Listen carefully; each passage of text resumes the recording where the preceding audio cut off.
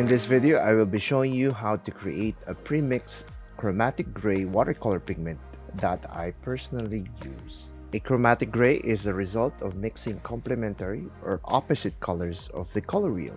An example is blue, which is a primary color, mixed with the opposite, orange, a secondary color, will result in a chromatic gray. Normally, premixed chromatic gray pigments are found in professional grade lineups like MOONGLOW, a dark violet made of ultramarine, anthraconoid red, and viridian. Now, you can take the black pigment and dilute it to achieve gray. However, the outcome is less interesting. A chromatic gray is a combination of multiple pigments, not necessarily complementary colors.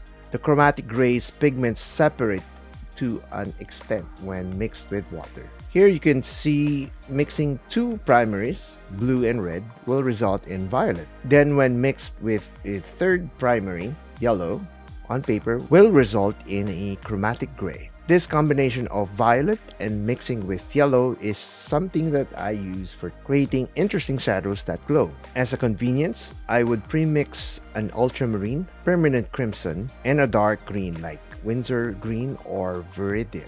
Mixing the first two will result in a red-purple, and when mixed with an almost opposite or complementary color like a dark green, will result in a chromatic gray.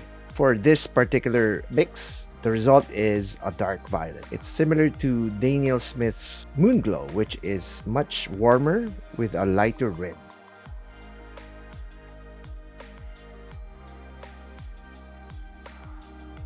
You can totally replicate this with a student grade.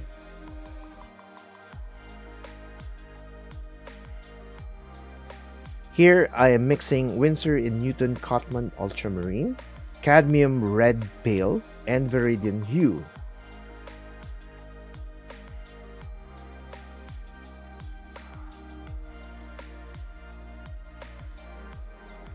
Test as you mix to get the right ratio of the pigment mix. I adjusted by adding a bit more ultramarine.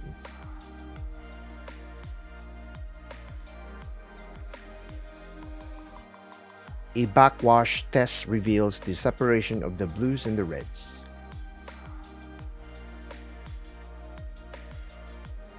You can adjust the three pigment mix by adding and mixing any of the three pigments on your palette before applying on paper.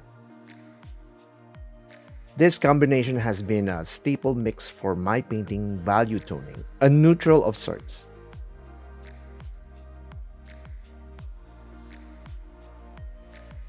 For the following painting study I have created, I will be using all student grade paper, pigments, brushes, and inexpensive fountain pen with waterproof fountain pen ink.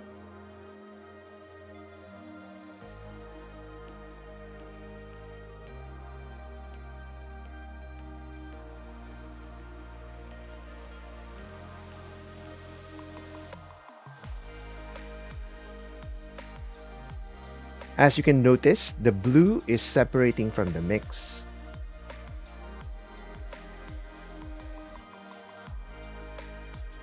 By using the premixed chromatic gray, it can help you practice tonal value control without worrying about color.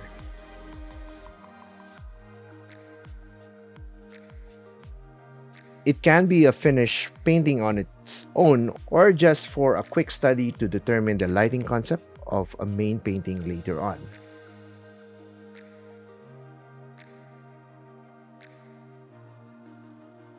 Numerous times I had used this chromatic gray for my shadows in painting architectural scenes. Let me know what you think about this premixed chromatic gray. So let me know in the comments below. Thank you very much for watching.